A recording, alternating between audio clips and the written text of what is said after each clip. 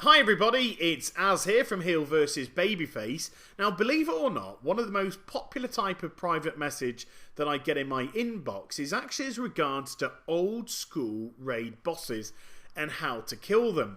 And the name keeps cropping up, so I thought it's about time that I addressed it, and it's Kael'thas Sunstrider.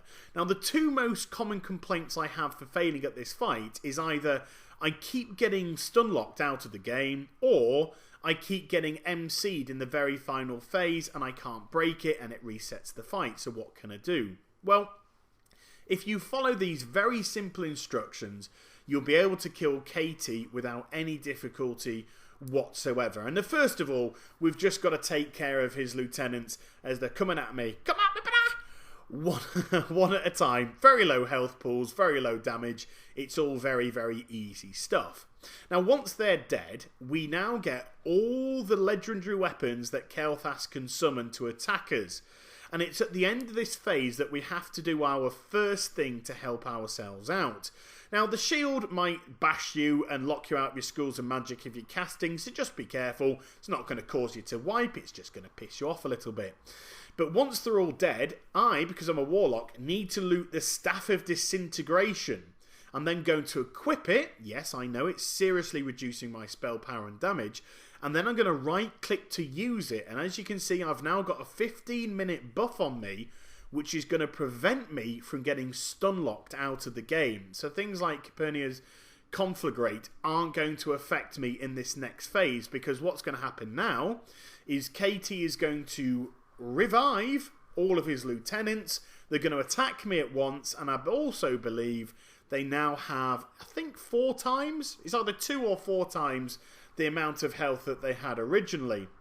Yes, one of them can fear, one of them knocks me back a substantial distance, but if you look at my health, I'm not taking that much damage. I can run things like the fear off without any difficulty whatsoever. But before I enter the final phase of this fight, I'm going to sacrifice my pet and get it out of the way. And if you are a class which has a pet or a guardian, you need to dismiss them if you can't sacrifice them, because you need to enter this phase and stay in this phase complete and utterly alone. If you don't, then you will get MC'd. So blood decays, be very careful as well, because your blood worms will class as a pet / guardian, and you will get MC'd if you manage to proc one. With myself, I can't use Infernos or Doom Guards either, which are my 10-minute cooldown big pets, because again, it will class as I do have a pet active, even though I'm not in control of it, and it will MC me. Other than that, if you're a class that can interrupt, just take care of his Pyroblast. You don't need to really worry about the fireballs.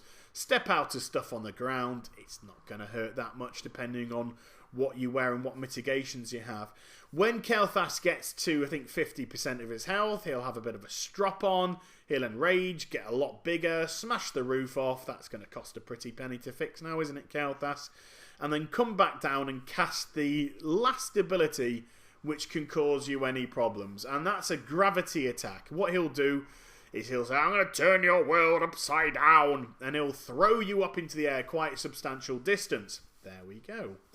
Now, if you're a class like a rogue or a kitty or a monk, and you can fall, or a Pandaren, and you can fall and take fall damage and reduce it drastically, fine. If you're not, just make sure that when that debuff drops, you're a respectful distance from the ground, because that way you'll take just limited fall damage. Remember, fall damage doesn't matter what health pool you have, it's a percentage based damage. And there we go, KT's dead. If you're lucky enough, you might even get yourself the Ashes of Alar. I'm not. And if you haven't done the quest which gets the Verdant Sphere, you can hand that into a Dal in Shatrath and get yourself just a little item to sell. So I hope you enjoyed the vid. Please do like, comment and subscribe, and I'll be back with some more stuff very soon. Take care everybody. Bye bye.